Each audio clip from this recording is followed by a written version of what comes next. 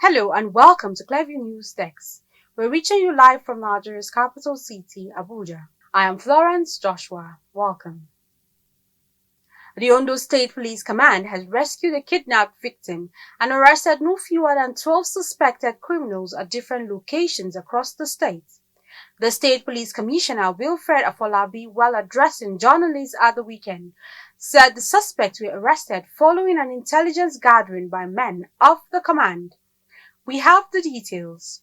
In a series of intelligence-driven operations, the Ondo State Police Command has arrested some suspects allegedly involved in kidnapping, stealing, armed robbery, cultism and other crimes in the state.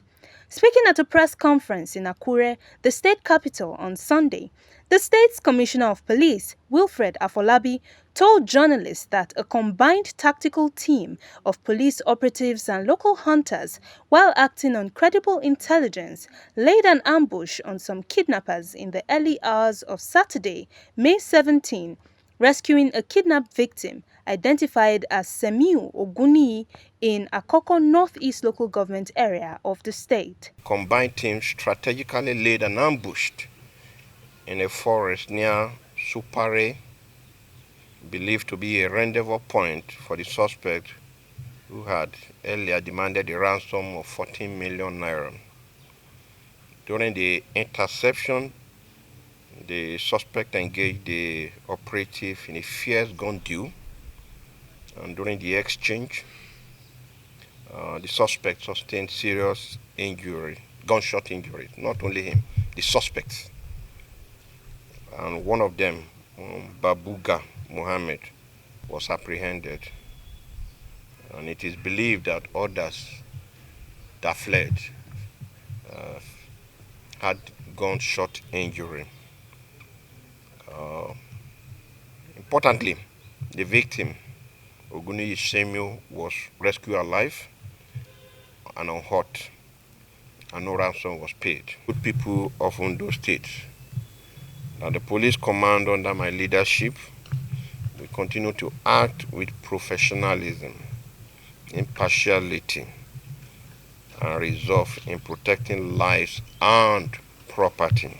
The commissioner urged residents of the state to remain vigilant, report suspicious activities, and cooperate with security agencies in flushing out criminal elements from the state. Similarly, the recently abducted chairman of the All Progressive Congress APC for Ward 5 in Osha local government area of Ondo State, Nelson, has been reportedly killed by his captors despite a ransom being paid for his release. The chairman of the Osha local government area, Honorable Clement Ojo, confirmed the incident, describing the murder as heartbreaking.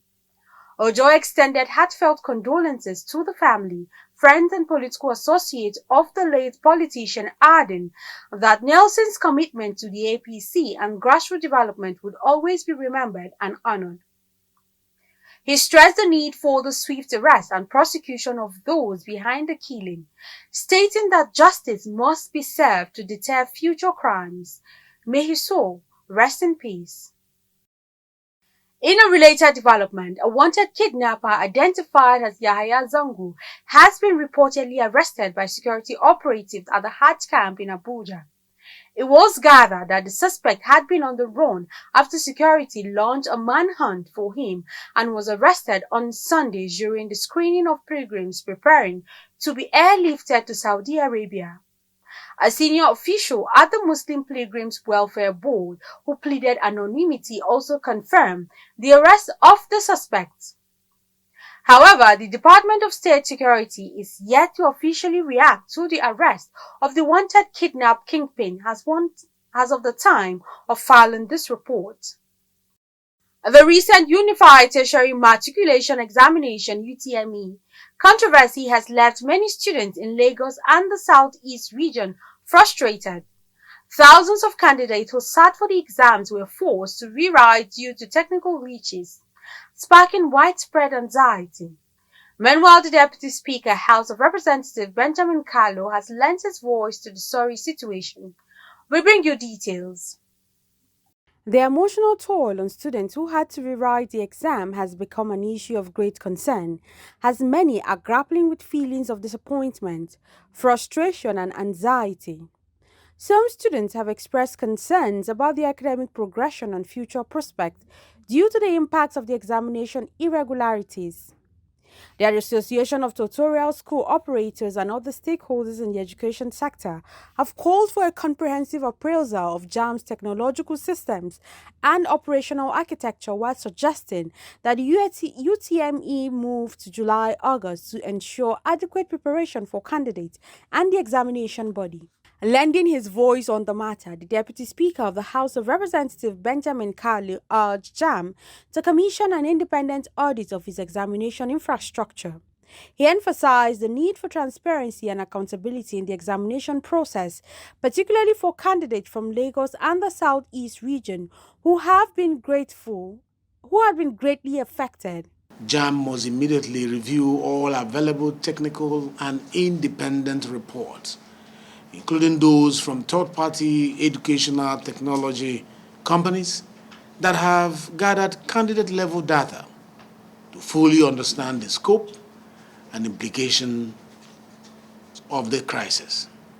Independent system audit is my second recommendation. Now that the rescheduled exams have concluded, I urge JAM to commission an independent, transparent audit of its entire examination infrastructure. It is imperative that candidates from the Southeast and Lagos, who have actually borne the brunt of these failures, are not further disadvantaged. JAM must provide a clear, accessible mechanism for remark and appeal, especially for those dissatisfied with the hurried receipt or who experienced technical difficulties once more during the second sitting. As the nation grapples with the aftermath of the JAM controversy, it's essential to provide support to affected students. Meanwhile, a cleric pastor, Eric Ajari of the Deeper Life Christian Church Ministry, urged students to trust God and avoid suicide, emphasizing the importance of adequate preparation and stress management. The JAM examination controversy is a wake-up call for stakeholders to re-examine the examination system and work towards creating a more robust and fair process. Students, parents, and educators must come together to demand accountability and ensure that no student is left behind due to systemic failures. A man said to be 40 years has set his house on fire in Asa Udummi community of Ositioma local government area of Abia State, resulting in the death of one of his daughters, while the wife of the suspect and two other children are battling for survival in a hospital following the attack.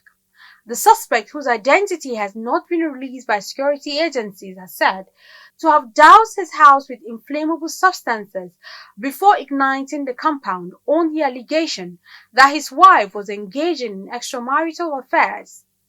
Meanwhile, the Abia State Police Command Public Relations Officer DSP Maureen Chinaka confirmed the incident to journalists, adding that the matter is currently being investigated. Similarly, a mother of two has reportedly taken artificial intelligence bot fortune-telling capabilities seriously after it told her that her husband cheated on her during a coffee break with a colleague. According to reports, the unnamed woman, who has been married to her husband for 12 years, asked the chatbot to analyze the remnants of her husband's coffee cup and gave her a reading which involves interpreting patterns in tea leaves, coffee grounds, or wine sediment to discern the future, a system that is usually done by those who claim to be fortune tellers, not ChatGPT. However, this woman's decision to test the divine with the digital led to a spectacular breakdown in her marriage after ChatGPT. And that's the news. You can follow up on latest events and happenings around you via social media platforms on Facebook, Instagram, and YouTube at Clearview News Desk, or via handle on X, formerly known as Twitter, at Clearview Online. Many thanks for watching. I am Florence Joshua. Bye for now.